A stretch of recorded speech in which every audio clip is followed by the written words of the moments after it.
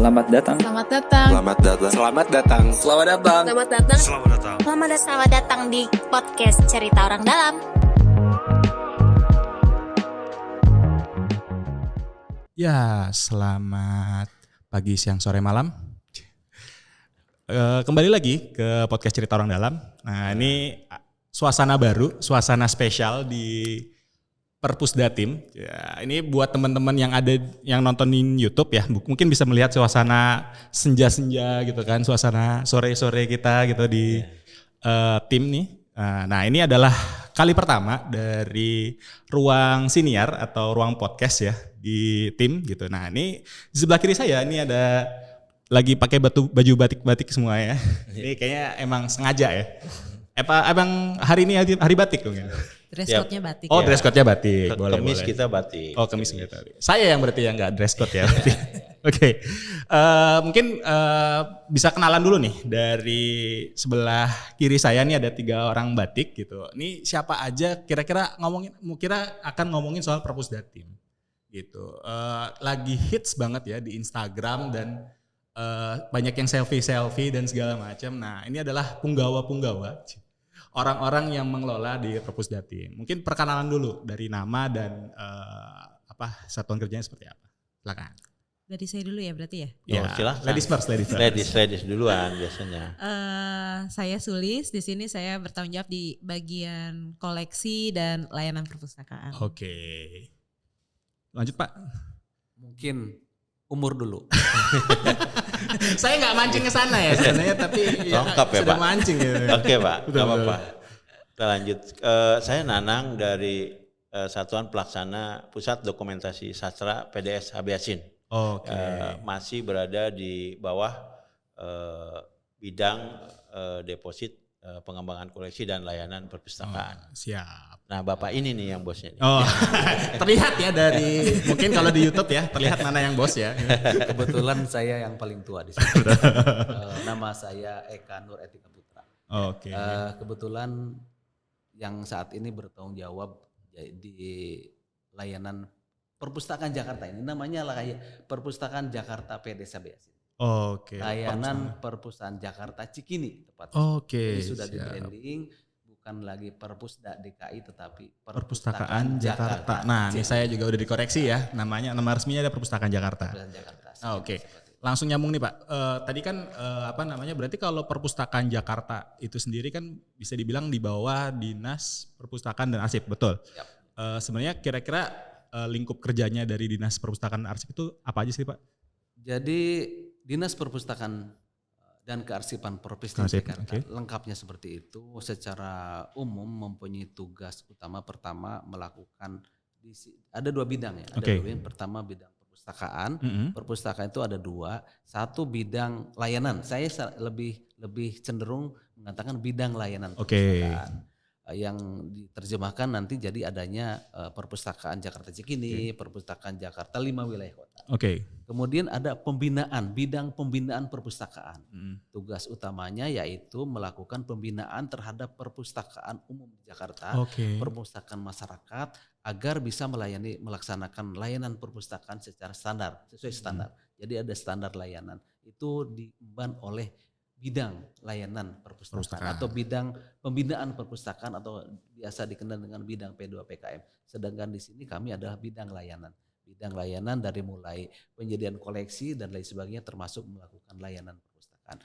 Sedangkan ada 2 lagi bidang karena kita dinas itu melaksanakan 2 urusan perpustakaan dan kearsipan. Kearsipan itu ada 2, satu bidang layanan kearsipan juga dan satu ada bidang pembinaan kearsipan. Jadi supaya gampang mencernanya, ada di Dinas Perpustakaan itu ada bidang layanan perpustakaan, bidang pembinaan perpustakaan, ada bidang layanan kearsipan dan ada bidang pembinaan kearsipan. Layanan dan pembinaan ya. Iya, itu simpelnya seperti itu. Nah, menariknya ya di sini itu ada bisa dibilang jadi semacam simbolisasi ya, karena satu adalah Perpustakaan Jakarta.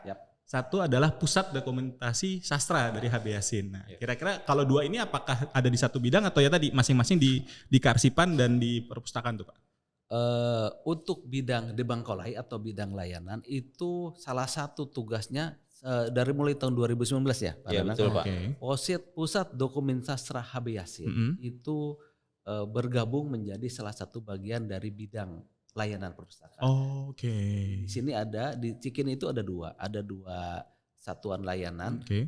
Satu Pusat Dokumentasi Sastra HB Yasin itu berbentuk semacam unit kerja ya yang di bawah Kasatol. Itu memang fokus melayani dokumen sastra dan buku-buku tentang sastra. Yang awalnya dokumen itu berasal dari Yayasan HB Yasin. Mungkin nanti secara teknis Pak Nanang bisa menjelaskan. Sedangkan untuk perpustakaan Jakartanya dalam perpustakaan ini lebih ke arah memberikan layanan peminjaman, layanan koleksi buku-buku yang berbagai judul dan koleksi ada di sini. Nanti mungkin Bu Sudi bisa menjelaskan secara teknis. Siap. Lo udah langsung dibagi ya pertanyaannya. Sangat kelihatan ya mana bosnya ya. Nanti jawab pertanyaan ini jawab pertanyaan ini ya. Biar akurat. Oh betul. Lanjut nih Pak. Mungkin ke Pak Eka dulu ya. Saya masih pengen menggali dari Pak Eka. Kan bisa dibilang ini baru berapa bulan ya Pak dari perpustakaan? Baru 2 bulan. Di launching tanggal 7 Juli. Tanggal 7 Juli. Dan kira-kira awalnya nih Pak, sebenarnya gagasan dari Pak Gubernur sendiri Pak Anies Baswedan gitu terkait perpustakaan Jakarta dan PDS HB Yasin itu gagasan beliau itu seperti apa sih Pak? Yang kami tangkap adalah kalimat beliau bahwa Jakarta sebagai kota besar harus menjadi simpul peradaban.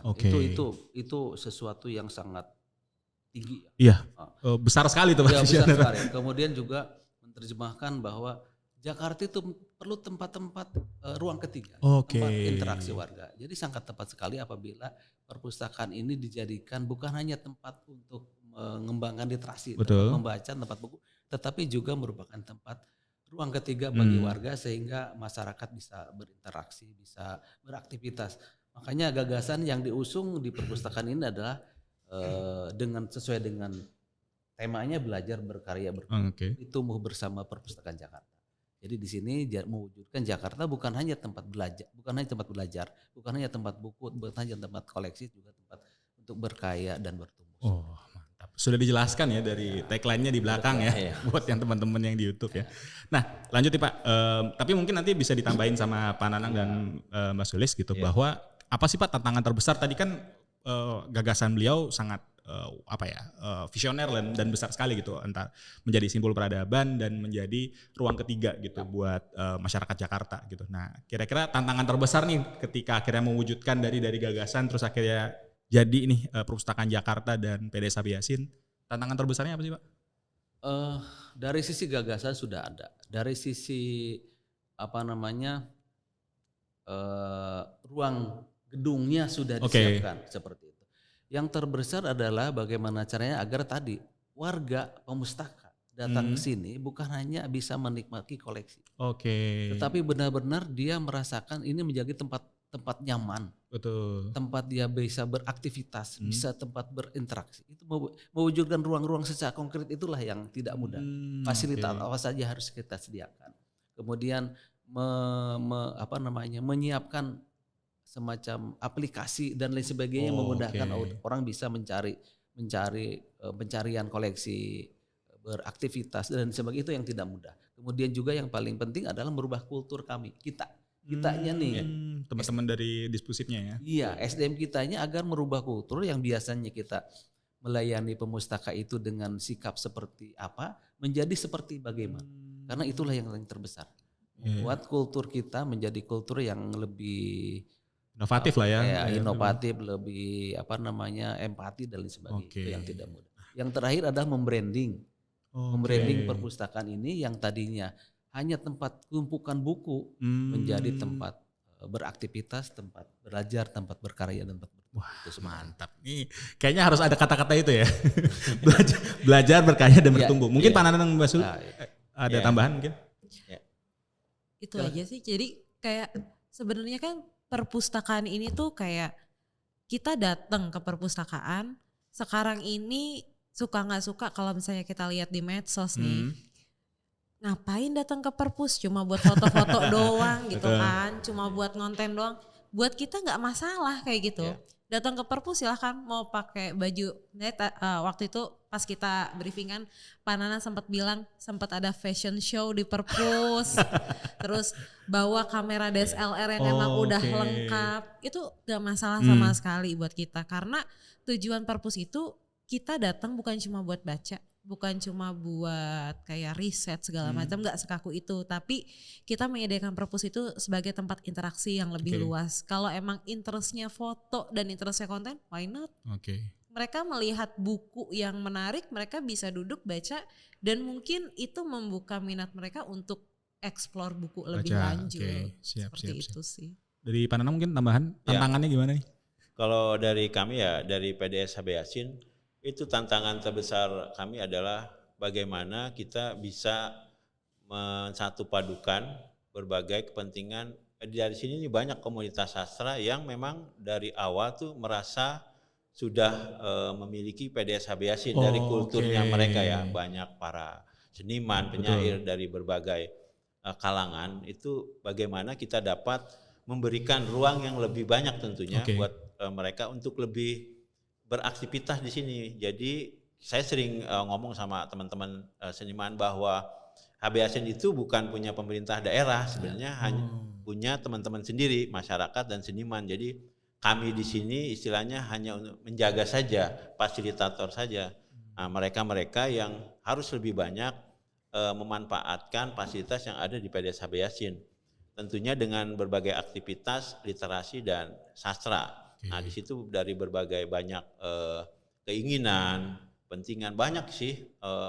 Mereka maunya seperti ini ya. Tapi tentunya kita sedikit demi sedikit ya, PK kita berusaha untuk mengakomodir teman-teman sastra dan teman-temannya, tentunya juga masyarakat yang melakukan penelitian di sini supaya lebih bisa mengeksplor lebih jauh apa koleksi PDS HB Yasin, tentang bagaimana mereka memanfaatkan koleksi tersebut.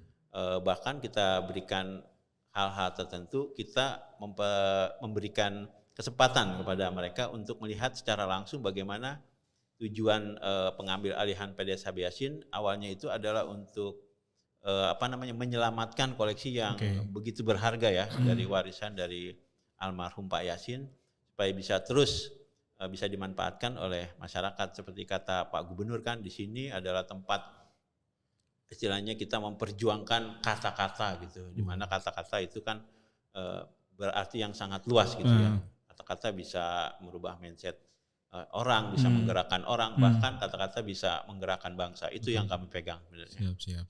Itu kalau kata temennya HB Yasin tuh perjuangan adalah pewujudan kata-kata. Ya itu kata Rendra itu. Kata Rendra salah ya? Oh itu lama sih. Bener.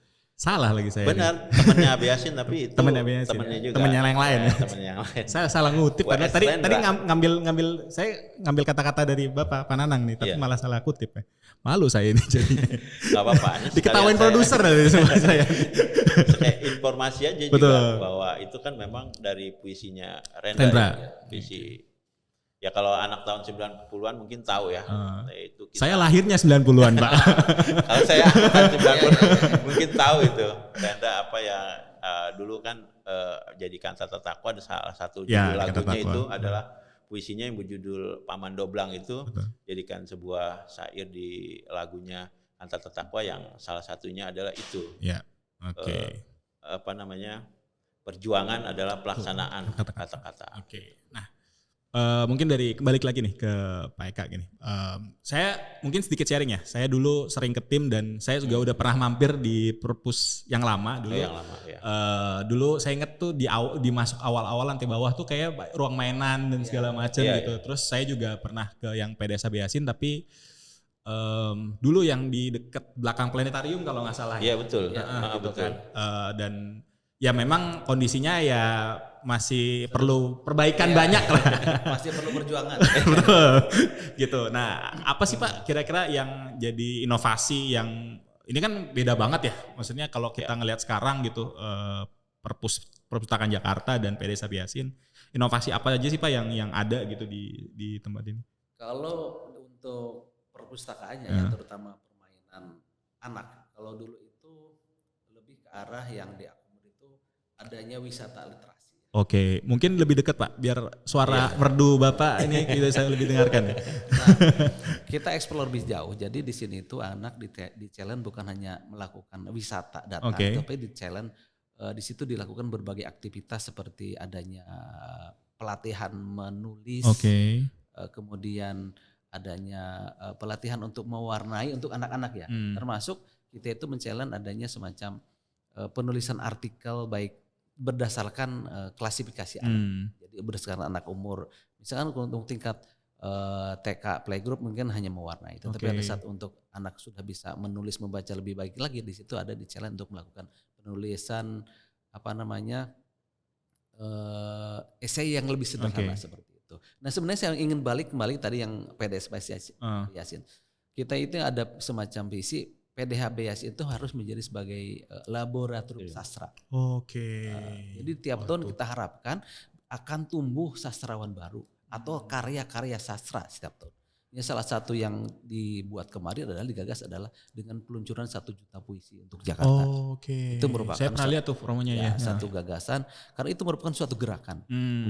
Gerakan ungkapan perasaan harapan warga terhadap Jakarta yang dituangkan dalam bentuk puisi. Keren banget ya. Nah, itu ada sekarang saat ini sebentar lagi kita akan jadikan itu akan jadi koleksi fenomenal lah barangkali buat Siap. Kapan tuh Pak diluncurkan tuh Pak? Sudah diluncurkan tapi sekarang pada saat lagi proses kurasi terakhir, mungkin di akhir bulan ini kita akan naik cetak menjadi karya sastra. Ditunggu tuh Pak. Siap. Lanjut nih ke Pak Nanang kali ya.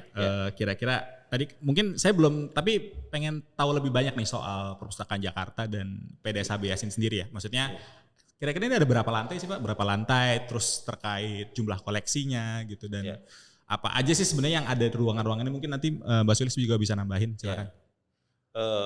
Kalau perpustakaan, Bu Sulis. Mungkin PDSHB Yasin ya. Enggak. Sama sebenarnya jadi main lempar-lemparan. Jadi gini, kalau kita sebenarnya ada dua tempat yang satu gedung tapi ada dua lokasi lah, tapi yang saling berdekatan. Jadi masih di dalam satu naungan Perpustakaan Jakarta. Kita ada 4 lantai ya Bu Sulis ya.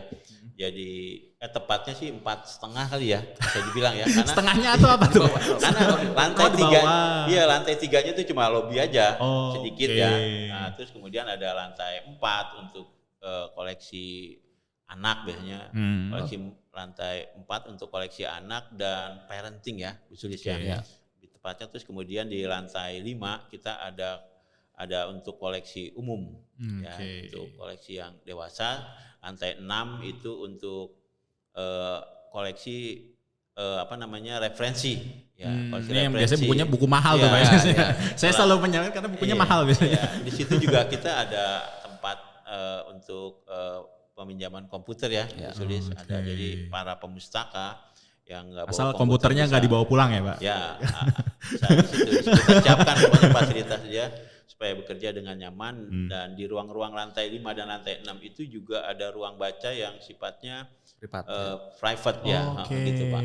Jadi kita harap dan memang sudah digunakan oleh teman-teman untuk bisa bahkan bisa bekerja di apa istilahnya kalau Bu Sulis bilang work from anywhere katanya bahasa sekarang gitu ya. Kalau sekarang work from library. Gitu. Jadi soalnya saya ketemu teman saya kemarin, mereka ini kerjanya di sini serius. Jadi benar. Suami istri kerjanya di sini Pak. Saya kaget tuh ketemu. Itu kan sebuah yang tadi tuh menuju simpul peradaban itu salah satunya mungkin mulai orang terbiasa bekerja dari asal nggak nginep di sini aja ya. Bisa nanti di lantai. Ada hotel ya benar. Wisma ya. Gitu. Ya. Nginep gitu. Semuanya di sini ya. Bisa disediakan. Nah, selanjutnya untuk lantai 7, nah itu untuk penyimpanan koleksi yang biasanya kalau istilah perpustakaan namanya koleksi buku tandon ya. Tulis istilahnya buku-buku ya cadangan gitulah. Jadi sebagian kalau kita mempunyai 10 eksemplar, biasanya kan di rak yang untuk di layanan tuh cukup 3 atau berapa, sisanya disimpan di situ ya. Siap. Dan kemudian lantai 7 juga untuk penyimpanan naskah dan arsip-arsip yang tadi arsip sastra PDS HB Yasin juga. Oke. Nah, turun lagi ke lantai 6 sebelah sananya kan ada 2 lokal itu untuk ruang karyawan ya, ruang kerja. Kemudian di lantai 5 juga ada ruang baca, ruang baca PDS HB Yasin, dan lantai 4-nya itu kita ada galeri dan aula. Nah, mungkin Bu Sulis nih lantai 5 lebih detail. Ada di sini lantai 5 apa Bu Sulis bisa ada ruang apa aja nih? fasilitasnya kan? Sebenarnya kan kalau misalnya di perpustakaan itu mungkin akan lebih banyak ruang interaksi dibandingin di PDS HB Yasin. Karena PDS HB Yasin kebanyakan pengunjungnya itu sastrawan yang emang mau riset. Jadi jarang tuh mereka ya emang yang apa sih diskusi kelompok apa tuh yang kelompok kecil jarang. Tapi mereka kelompok besar sering kan ya Pak Nana. Betul. Tapi yang cuma kayak bertiga, berlima tuh jarang. Tapi mereka tuh langsung ber-50. Itu kuliah atau berarti ya kalau gimana ya biasanya? Wisata apa sih namanya ya? Bukan, dia tuh kayak bedah buku sastra. Ada programnya kita biasa sebut namanya mimbar sastra. Mimbar sastra. Jadi mereka kayak berganti-gantian gitu. Berganti-gantian ke depan terus bahas suatu karya sastra gitu. Jadi akan lebih banyak ruang interaksi di perpustakaan. Nah, tadi balik lagi mungkin ke yang fasilitas perpustakaan ya. Di lantai 4 itu kita namanya itu lantai keluarga. Nah, karena banyak koleksi anak di situ. Koleksi anak di sana kita bagi per kelompok umur. Jadi ada kelompok umur 0 sampai 6 tahun, 7 sampai 9, 10 sampai 12. Kenapa kita bedakan? Sekarang bayangin ponakannya nih misalnya ya. Ponakan umur 5 tahun. Dia kalau baca buku yang terlalu banyak tulisannya udah down duluan kan. Kayak misalnya isinya terlalu berat ya. Isinya terlalu berat buat dia. Jadi makanya kenapa kita bedakan menurut umur. Jadi dia bisa langsung nih ke buku yang sesuai umurnya dia. Dan harapannya setelah dia membaca buku yang sesuai umurnya dia akan tertarik membaca lebih lanjut buku-buku yang lain. Jadi dia gak down sama buku pertamanya dia. Nah terus kan pasti anak-anak itu diajak sama orang tuanya nih, sama bapak ibunya. Terus bapak ibunya baca apaan? Mereka nggak mungkin dong baca buku anak-anak juga kan. Nah ada section buku keluarga di situ. Buku keluarga itu isinya apa sih? Isinya soal hobi, parenting. Jadi ibu-ibu tuh resep masakan tuh banyak di situ. Terus yang buat anak-anak, yang buat bapak-bapak tuh biasanya miara ikan. Ikan yang gitu-gitu kan. Kayak biasanya adalah ini seni merawat cupang. Nah yang gitu-gitu.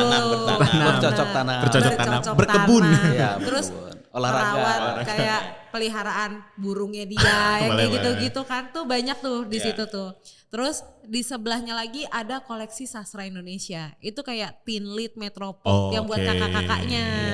Saya kan itu populer banget tuh kalau di Indonesia kan.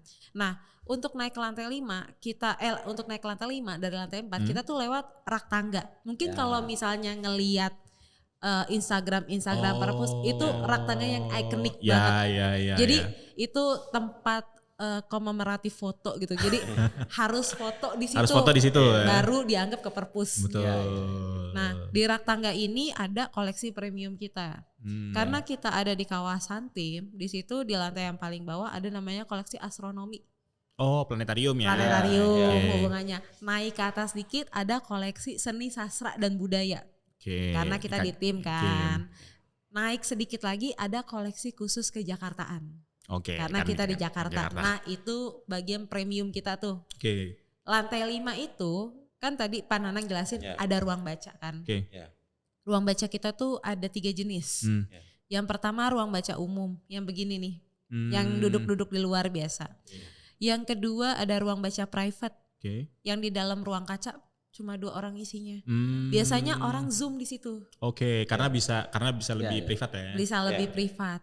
Agak geser ke belakang lagi ada ruang baca lesehan. Jadi di bawah di bin bag, depannya kaca, buka laptop. Startup sekali ya, startup. Startup banget. Nah, jalan sedikit ada koleksi umum. Koleksi umum itu ya koleksi kita biasa ada komputer, biografi segala macam, dan di sebelahnya ada ruang diskusi. Ruang diskusi itu diisi 3-5 orang, biasanya tuh dimanfaatkan 2 jam lah. Terus naik ke lantai 6 tadi ada koleksi referensi yang premium di situ, dan ada ruang multimedia. Ruang multimedia kita tapi ada sisi menariknya kan ya Pak Nanang. Jadi kita bukan cuma komputer biasa kalau ruang multimedia. kita ada komputer desain di situ. Wow. Yang speknya memang kita sesuaikan untuk render. Jadi kan kita kan deket sama IKJ. IKJ Betul, itu teman-teman. banyak kayak tugas-tugas kan yang harus yang kayak yang membutuhkan menolong spek banget ya. tinggi kan. Iya, menolong banget tuh ya. Untuk ngedesain. Untuk desain segala macam. Nah itu kita menyediakan 3 unit ya. 3 unit komputer emang khusus desain. Jadi tinggal minta ke petugasnya, saya minta dong komputer yang spek buat desain. Kita bisa provide di situ. Oke, menarik. Oh ya Bu Sulis, jangan lupa kita juga di lantai 5 tadi ada ruang inklusi ya. Benar, Nah, gitu. ada ruang inklusi. Jadi di situ ada, soalnya kan ruang inklusi untuk teman-teman disabilitas. Jadi teman-teman disabilitas yang paling terdampak soal literasi adalah disabilitas netra kan, karena kan literasi harus baca ya. Nah itu kita sediakan di situ ada audiobook, ada buku braille, dan ada komputer bicara. Jadi ada screen reader. Jadi kayak komputernya itu kita buka Google nih, dia bacain isinya. Jadi buat teman-teman disabilitas netra, mereka bisa menikmati akses yang sama dengan kita. Akses informasi yang sama dan harapannya ada kesetaraan. Merinding loh saya nih, merinding. Ini produser udah mau tepuk tangan ya produser ya. Satu lagi juga Bu Sulis, kita teman-teman netra juga karena tadi Bu Sulis bilang ada kesetaraan, jadi dia juga bisa membaca buku yang bukan buku braille loh. Jadi mereka ditaruh di kayak semacam mesin scan, nanti dia dibacain nanti mereka dibacain dari alat. Iya, alatnya itu yang akan membacakannya gitu namanya. Ditambah juga petugas yang emang jaga di ruang inklusi itu memang teman disabilitas netra juga. Jadi mereka emang bisa bantu. Jadi kadang-kadang kan kalau teman disabilitas netra, kalau kita yang layanin, kita kan kadang nggak ngerti gak gitu tahu, ya, karena kita nggak ada di posisi mereka gitu. Jadi memang yang melayani teman disabilitas netra juga dengan dibantu teman yang non disabilitas. Jadi harapan kita dapat memberikan servis yang terbaik kepada semua kalangan. Ini benar-benar ini ya, bahwa kata-kata tadi ya, belajar, berkarya dan bertumbuh itu bukan cuma sebatas orang aja, tapi ini semua warga Jakarta itu dikasih kesempatan gitu. Wah, menarik banget ya. Sama di lantai 6 Bu Sulis. Ada satu lagi yang belum diceritakan. Jadi di lantai 6 itu kan tadi kita lihat ada galeri KCKR.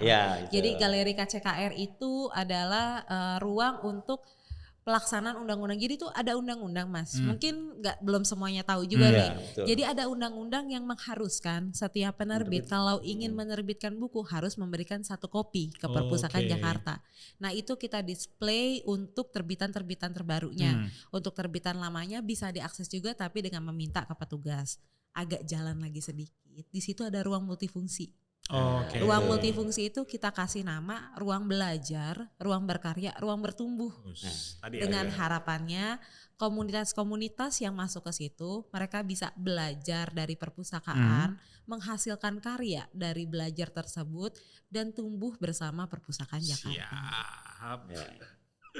Wow, ini banyak banget fasilitas yang mungkin masih banyak orang yang belum tahu dan bisa memanfaatkan, dan siapa tahu yang dengerin dan yang nonton bisa manfaatin ya semua fasilitas-fasilitas dari Perpustakaan Jakarta ini ya. Wah, saya masih amazed nih, masih merinding nih karena ya tadi ini semua orang dapat kesempatan, benar kata Pak Eka gitu. Tapi lanjut lagi, tadi kan ngomongin ya bahwa semua orang bisa memanfaatkan fasilitas-fasilitas tadi. Caranya gimana sih Pak? Karena mungkin banyak yang belum tahu nih. Kalau ya simpelnya adalah kalau orang mau masuk tuh gimana caranya? Atau misalkan mau minjem buku gimana caranya gitu? Atau tadi mau make komputer atau mau make ini misalkan ruang podcast ini gitu kan? Wah, biar promo nih kan. Silakan siapa mau Mbak Sulis atau mungkin sebelum saya tadi menyampaikan adanya bagaimana caranya sih untuk bisa minjem buku, jadi anggota dan sebagainya. Ada lagi satu hal yang tadi mungkin belum sempat disampaikan, kita itu lagi mengembangkan pojok baca internasional. Yang tadi dipromoin nih kayak di belakang nih. Jadi saat ini yang sudah bergabung dengan kita adalah Kedutaan Australia. Jadi nanti konsepnya di perpustakaan ini di samping ada koleksi internasional juga kita akan khusus dibuka satu ruang untuk koleksi internasional yang kita langsung bekerja sama dengan kedutaan. Saat ini Australia sudah, besok lagi proses mungkin dengan Amerika, dengan Italia. Dengan Uni Arab. Nanti mungkin bisa dijelaskan secara. Nah terkait dengan koleksi dan bagaimana caranya bergabung dengan Perpustakaan Jakarta. Saat ini yang sudah bergabung terdaftar menjadi anggota perpustakaan ada kurang lebih 83.000 orang. Wah, banyak tuh. Ya, daftarnya gampang, Siap. hanya tinggal mengetik perpustakaanjakarta.go.id. Di situ akan muncul website tentang Perpustakaan Jakarta, tinggal daftar menjadi anggota. Anggota itu ada terbagi dua. Anggota sebagai warga Jakarta punya hak untuk meminjam. Meminjam pun bisa langsung lewat aplikasi. Kemudian anggota yang bukan warga Jakarta tetapi tetap dia punya hak untuk datang untuk membaca. Bedanya hanya tidak bisa pinjam. Mengenai teknis. Ayo pakai KTP Jakarta, masalah ya. Malah promo. Sebenarnya bukan ayo menjadi punya KTP Jakarta. Dia bekerja di Jakarta pun bisa. Atau sekolah di Jakarta. Asal berarti ada surat keterangannya berarti ya.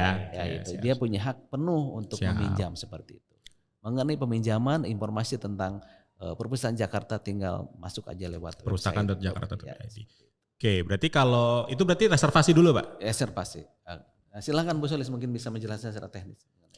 Jadi menyambung nih yang awal-awal ya Mas. Jadi kan ditanya transformasi perpustakaan tuh apa sih? Yang dilihat sama orang-orang physically nih. Physically udah pasti berubah. Fasilitas udah pasti ruangan dilihat berubah. Cuma ada proses-proses di dalamnya yang ke-IT-an dan digitalnya kita berubah juga. Sekarang kalau misalnya ke perpusnas aja nih, kita harus bikin kartu kan? Kita nggak ada kartu di sini. Karena pertimbangannya adalah takut ketinggalan. Betul, banyak. Saya berpengalaman soal itu. Dulu di Salemba begitu. Udah tebel kan dompet kita sama kartu kan. Nah sekarang kita melakukan inovasi, jadi kita namanya ada virtual member card. Jadi itu disimpan aja di HP. Kita cukup screenshot aja di HP, bisa tunjukkan ke petugas. Jadi nggak ada tuh kata ketinggalan. Saya nggak bisa minjem buku karena ketinggalan. Paling HP-nya mati ya, cas dulu. Kan banyak casan di sini. Jadi lebih jarang orang ketinggalan HP daripada ketinggalan dompet. Ya kan sekarang. Apalagi HP udah bisa gantiin dompet sekarang. Nah makanya menyambung dari PK, untuk mendaftar itu gampang. Kita tinggal akses di perpustakaan.jakarta.go.id. Kalau di total itu gak ada 2 menit daftar.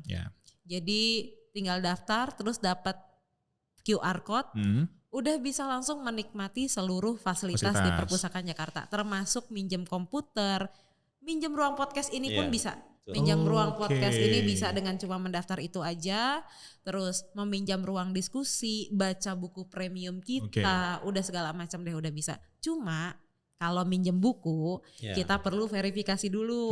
Nah ini banyak nih yang nanya di medsos nih, duh ribet banget sih mau pinjem buku segala macam kayak gitu kan. Nah tapi kalau misalnya gak kita verifikasi, kita ngetrace bukunya susah. Betul. Bukunya hilang emang mau ganti. Benar. Dan kita ada pertanggungjawaban karena kita beli pakai APBD, pajak-pajaknya warga DKI. Betul. Jadi ada pertanggungjawaban moral gitu di sini nih. Jadi persyaratan kalau mau pinjem buku tuh apa sih? 1 KTP DKI Jakarta.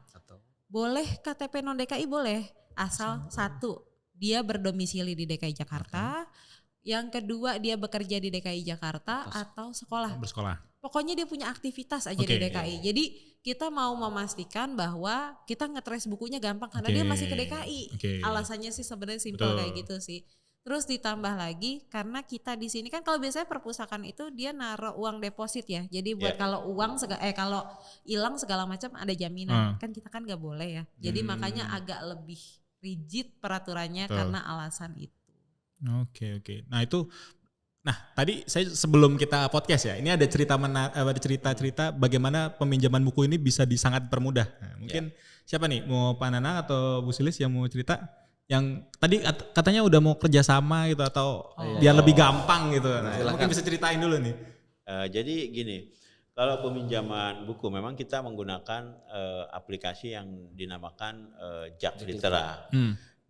Jaringan literasi lingkar area, jaringan koleksi lintas area. Jadi kita bisa minjam buku dari mana saja termasuk dari rumah tadi ya. Kita seperti tadi yang disampaikan, kita rumahnya misalnya di utara gitu ya, tapi koleksinya ternyata adanya di Jakarta Barat gitu. Mereka cukup melakukan mengakses aplikasi itu, terus misalnya booking gitu ya. Oke. Nanti bisa meminjam koleksinya, nanti kami antarkan ke Jakarta Barat. Mereka nggak perlu jauh-jauh lagi, harus ke utara gitu. Iya. Pokoknya kita jangkauannya lebih dekat lah, Memberikan kemudahan gitu. Persis seperti Ya. kita bertransaksi lewat Tokopedia. Ya, gitu kira-kira seperti itu. Betul mana Tokopedia, Shopee dan segala macam. Gak apa-apa kita sebut merek gak apa-apa. Justru Persis. kita berharap kan disponsori ya misalnya. Persis seperti itu. Jadi kita memberikan kemudahan pelayanan. Iya. Tidak perlu datang, cukup dengan melakukan peminjaman lewat aplikasi yang Oke, dan itu bisa dikirim ya. yang bisa. Bisa. Oh, mantap. Nah ini jadi ya jangan alasan-alasan lagi ya malas ke perpus atau malas baca buku. Iya. Karena sekarang udah bisa nih gitu kan. Iya. Jadi sebenarnya layanan yang kita kembangkan itu sebenarnya bukan hanya layanan buku secara komisional. Kita juga mengembangkan layanan perpustakaan secara digital. Oke. Jadi antara lain yang dulu pernah yang sedang berjalan adalah perpustakaan digital. Nah sekarang akan dikembangkan adalah titik baca digital. Jadi konsepnya ini agak belok dari sini sedikit, Gak tapi apa-apa, masih Pak. bagian dari ini. Keren Pak ini Pak. Saya masih merinding loh ini. Jadi konsepnya bahwa kan tidak semua pemustaka atau beberapa segmen pemustaka ingin membacanya selalu lewat. Oke, digital benar. seperti Ada yang pengen di digital ya. Cuman kendalanya kalau misalkan yang kita sajikan saat ini kan bermacam-macamnya segmennya dan lain sebagainya, itu hanya cukup dengan men-tap QR code akan muncullah koleksi buku yang akan kita baca sesuai dengan itu kita akan tempatkan nanti di ruang-ruang publik. Oh, wow. Ruang publik, insya Allah akan kita launching nanti pada tanggal 18 Juli di Taman Literasi Marti HU Blok M. Oke, di Blok M. Siap. Siap. Oh, ini ya contohnya ya. Contohnya QR code seperti tinggal scan, tinggal tap nanti akan keluar buku-buku yang kita baca. Jangan beli bajakan buku lagi ya gitu kan. Suka bajak-bajak nyari PDF. Dan itu radiusnya hanya kita batasi radiusnya kurang lebih 100, keluar dari situ buku akan kembali. Oh, wow. Seperti persis kalau kita Menu makanan. Iya. Tab akan muncul menu, ini muncul adalah buku koleksi buku. Wah, menarik ya. Nih buat yang baca-baca gara-gara buku mahal gitu dan segala macam. Ya udah nyari bajakan. Wah, ini ada peminjaman digital. Berbagai inovasi kita sajikan. Mantap. Nah, lanjut lagi nih Pak. Ini tapi ada titipan pertanyaan nih Pak. Titipan pertanyaan dari teman saya. Kalau misalkan nih kira-kira kalau ada yang mau bekerja sama dengan teman-teman di Perpus Jakarta ini yang mau bikin acara atau apa gitu, itu berarti tinggal bersurat aja tuh Pak? Tinggal bersurat saja. Oh, Karena ini terbuka untuk semua komunitas. Yang penting ini kegiatannya terkait dengan keliterasian seperti itu. Masih ada kaitannya dengan pengembangan keliterasian. Ini kan seiring dengan Jakarta sebagai kota literasi. Kolaborasi. Siap. Nah, ini nih bahwa kondisinya kan. Tapi tadi ya saya menarik cerita soal akan ada titik baca digital berarti Pak namanya. Oke, tanggal berapa tadi Pak? Sorry Pak. Tanggal 18 September ini. 18 September di Taman Marti HU, Taman Literasi Marti HU. Insya Allah tahun ini kita akan tempatkan kurang lebih 50 titik di ruang publik. Oke, 50 titik di ruang publik. Oke, lanjut lagi nih Pak. Kan kira-kira dari teman-teman di Perpustakaan Jakarta ini apa aja sih yang kira-kira akan mau dikembangkan gitu? Inovasi-inovasi apa lagi? Tadi misalkan ada titipan ini nih, kira-kira akan ada food court nggak gitu atau akan ada apa gitu? Ini memang teman-teman saya mukanya laparan Pak memang. Jadi kondisinya titipan-titipannya adalah terkait makan dan segala macam. Padahal kan perpustakaan gitu. Apa disuruh puasa atau gimana gitu? Gimana Pak? Apalagi inovasi selainnya? Mungkin dari ini kan tadi udah ada ruang podcast dan segala macam. Kira-kira apalagi yang mau dikembangkan dari Perpustakaan Jakarta? Jadi kalau misalnya food court, emang banyak yang ngeluh nih. Ya ampun, kita mau lama di perpus tapi nggak boleh bawa makan minum. Gitu. Nah ya itu kan ada yang bilang gitu. Banyak kan. Diserbu pertanyaan tuh Bu Sulis. Diserbu pertanyaan saya kayak gitu. Tapi resikonya adalah mohon maaf banget buat yang mau datang ke perpus kalau bawa makan minum kita khawatir bukunya ketumpahan gitu. Kalau tumpah satu rak kan bisa ini semua gitu loh, rusak semua.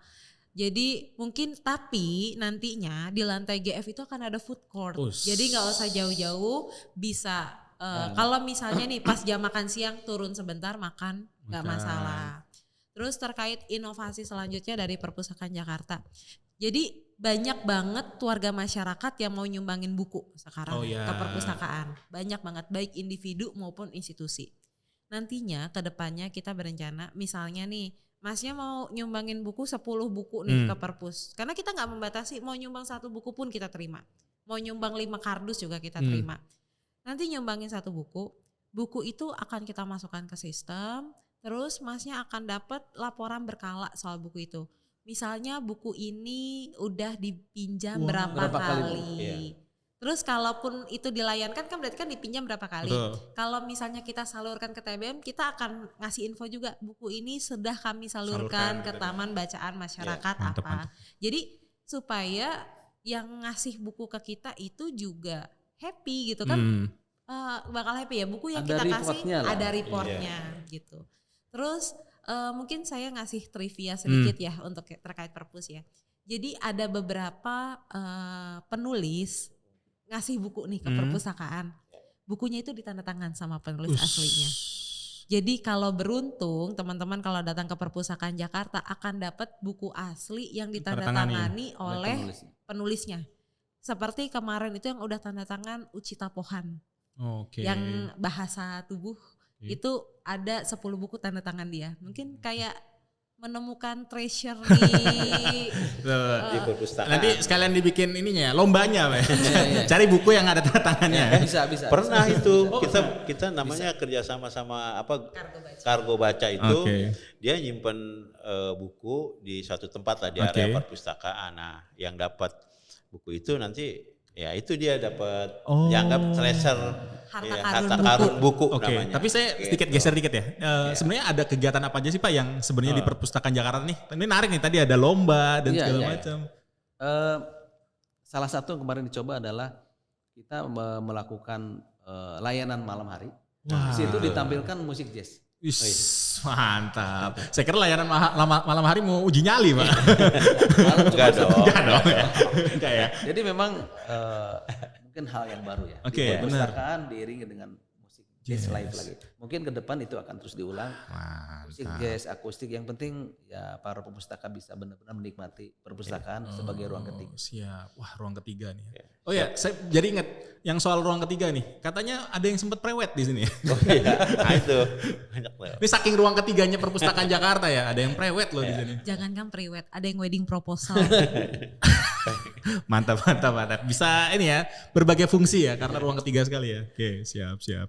Jadi sebenarnya kita karena memang melayani seluruh lapisan masyarakat, kita terbuka asal 1 non komersil, 2 tidak mengganggu layanan perpustakaan. Jadi kalau misalnya ingin berkolaborasi atau kayak mau minjem ruangan ke kita, kita terbuka, caranya cukup WA ke WA resmi kita. WA resmi kita itu ada di Instagram kami @perpusjkt, bisa langsung ke situ.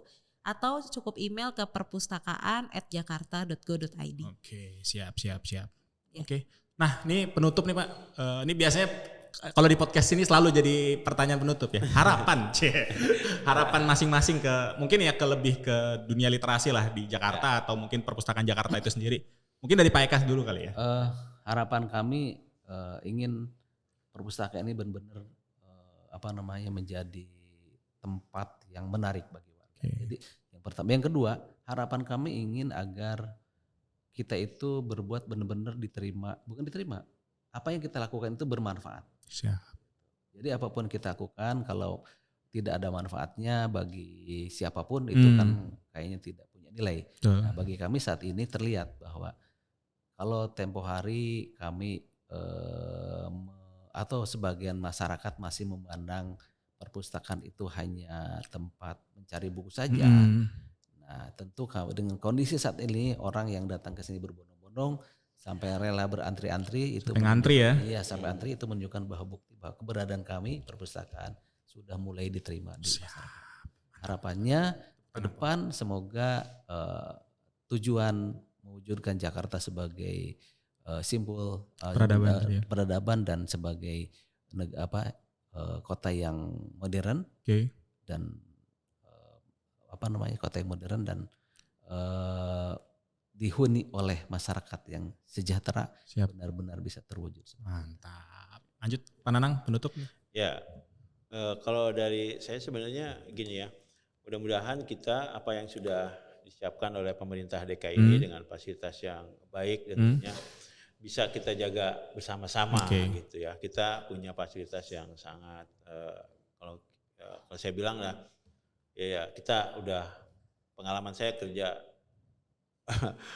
puluhan tahun bahkan di perpustakaan ya, baru merasa saat inilah perpustakaan seperti tadi yang Pak Eka sampaikan bisa diantri begitu banyak gitu oleh masyarakat. Saya pikir dulu perpustakaan nggak sampai segitunya kan, antri paling di bioskop atau antri sembako, tapi orang bisa antri di perpustakaan tuh, amazing buat saya gitu ya. Makanya harapan kami mungkin kita sama-sama menjaga ya, tentunya apa yang fasilitas yang sudah disiapkan. Tentunya kami juga berharap ke depan akan terus kita bisa melakukan inovasi yang bisa lebih baik, tentunya bisa lebih dimanfaatkan oleh masyarakat. Siap. Gitu. Oke, Mas Yus. Udah diwakilin semua. Oh, siap. Nggak diambil semua, ada kali tulis coba satu lagi. Oke. Coba dikorek-korek. Ini biasanya emang penutup terakhir gitu ya. Udah semua diambil gitu ya. Pada intinya sih hampir sama. Ada yang penting yang kita lakukan di sini bermanfaat bagi masyarakat umum dan harapannya masyarakat umum bisa sama-sama menjaga. Karena takutnya ya karena banyak tangan-tangan jahil yang buku rusak, buku hilang. Kan sayang kayak gitu. Udah capek nih pustakanya nih. Harapannya itu aja sih. Pustakawannya udah pada capek-capek, katanya udah pada tumbang-tumbang gitu kan dan segala macam. Ya, mohon kerjasamanya ya pada yang. Oke. Ini Bu Sulis nih energinya harus dijaga. Tetap jaga kesehatan buat lo ini ya. Oke. Thank you banget. Terima kasih banyak buat Bapak Ibu semuanya. Obrolan yang sangat menarik gitu. Saya baru banyak tahu nih soal fasilitas, soal tadi kehebatan program-program keren dari Dispusip. Semoga bisa dimanfaatkan sebaik-baiknya ya tadi ya. Semoga karena ya tadi ya jadi simpul peradaban dan ini kan Jakarta udah jadi Jakarta kota global gitu. Udah kita siap lah untuk menyambut supaya lebih banyak orang-orang yang punya literasi yang lebih baik lah ke depannya. Thank you semuanya. Dengerin terus cerita kita karena cerita kita cerita orang dalam. Bye bye. Terima kasih. Terima kasih. Terima kasih.